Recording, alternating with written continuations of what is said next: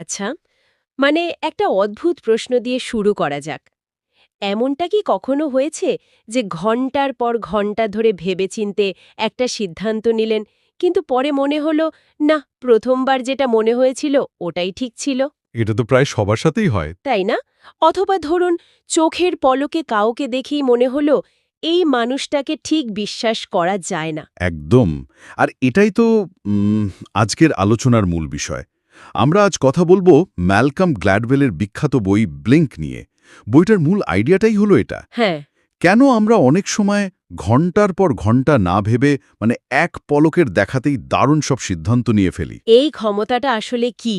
এটা কি কোনো জাদু, নাকি এর পেছনে কোনো বিজ্ঞান আছে? ঠিক তাই। আমাদের আজকের মিশন হলো এই রহস্যটাকেই খুঁজে বের করা। আমাদের হাতে ব্লিঙ্ক বইটির একটি বিস্তারিত সারসংক্ষেপ আছে। আমরা এর গভীরে গিয়ে দেখব আমাদের মস্তিষ্কের এই দ্রুত চিন্তা করার ক্ষমতা, যাকে গ্ল্যাডওয়েল বলছেন র্যাপিড কগনিশন, সেটা আসলে কিভাবে কাজ করে। হুম। আর সবচেয়ে বড় প্রশ্ন, কখন এটাকে বিশ্বাস করা উচিত আর কখন নয়। আর এই পুরো প্রক্রিয়াটার পেছনে যে মূল ধারণাটা কাজ করে, বইটিতে তার একটা দারুণ নাম দেওয়া হয়েছে থিন স্লাইসিং।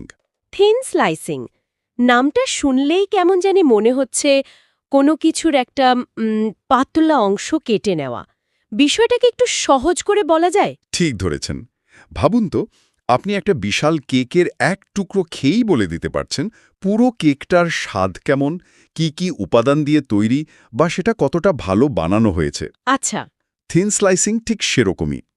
আমাদের অবচেতন মন কোনো একটা পরিস্থিতি বা অভিজ্ঞতার খুব ছোট একটা অংশ বা স্লাইস বিশ্লেষণ করেই পুরো বিষয়টার একটা সামগ্রিক চিত্র দাঁড় করিয়ে ফেলে। আর এই পুরো ব্যাপারটা ঘটে যায় কয়েক সেকেন্ডের মধ্যে। এটা তো প্রায় অবিশ্বাস্য শোনাচ্ছে।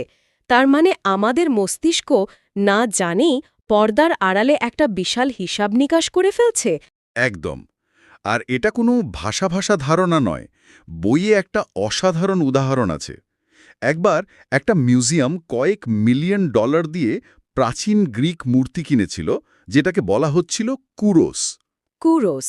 হ্যাঁ, মূর্তিটা আসল কি না তা নিয়ে তারা মাসের পর মাস ধরে ভূতাত্ত্বিক পরীক্ষা, রাসায়নিক বিশ্লেষণ সবকিছু করেছিল।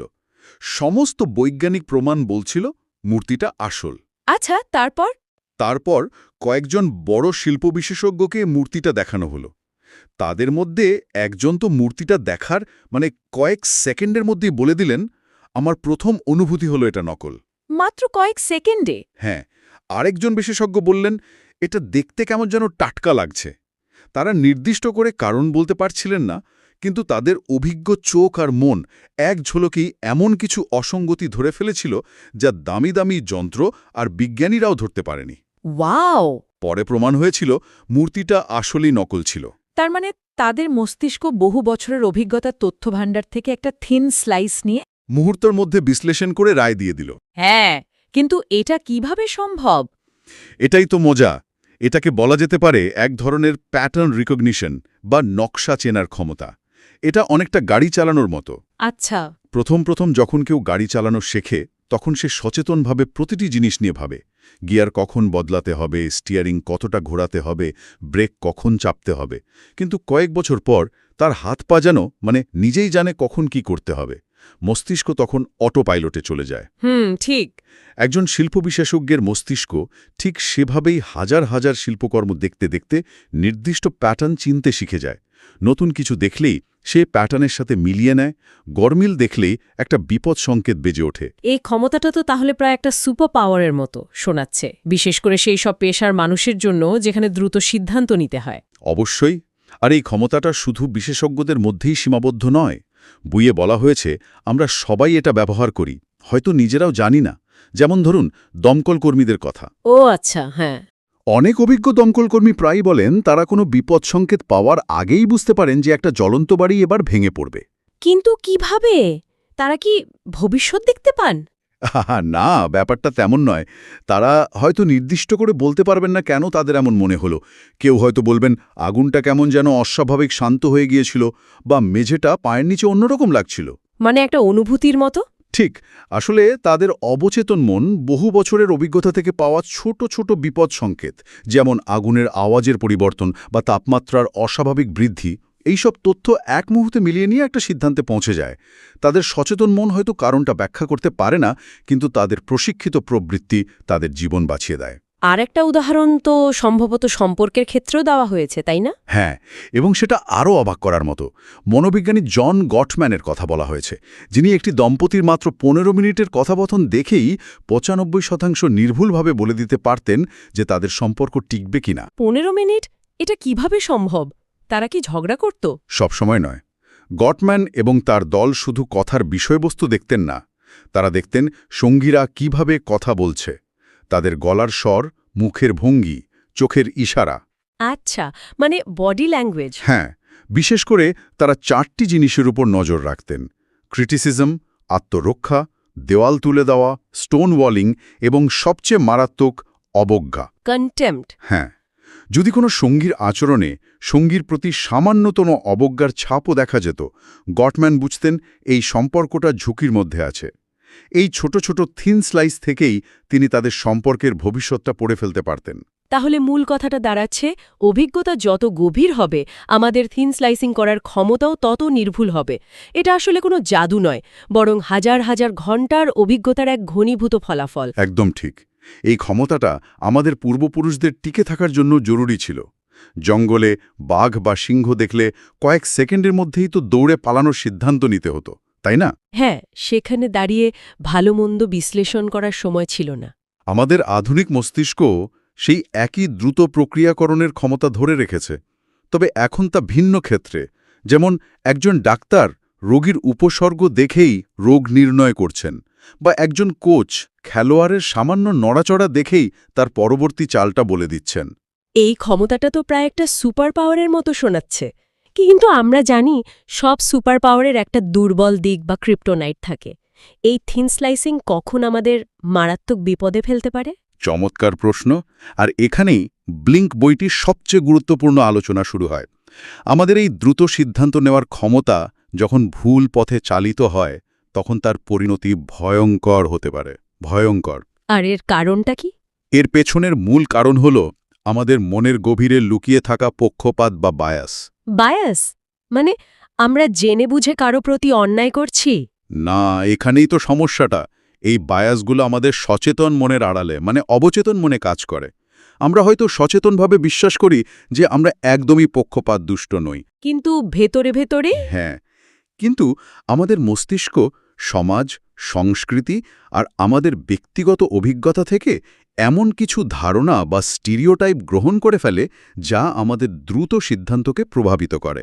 গ্ল্যাডওয়েল এটাকে বলছেন লক ডোর বা বন্ধ দরজার পেছনের ব্যাপার। আমরা নিজেরাও জানি না ওই দরজার পেছনে কি চলছে। এটার কি কোনো উদাহরণ আছে বইটাতে? একটা খুবই শক্তিশালী উদাহরণ আছে, যা ওয়ারেন হার্ডিং এরার নামে পরিচিত। ওয়ারেন হার্ডিং আমেরিকার একজন প্রেসিডেন্ট ছিলেন, কিন্তু ইতিহাসে তিনি অন্যতম ব্যর্থ প্রেসিডেন্ট হিসেবে পরিচিত। আচ্ছা।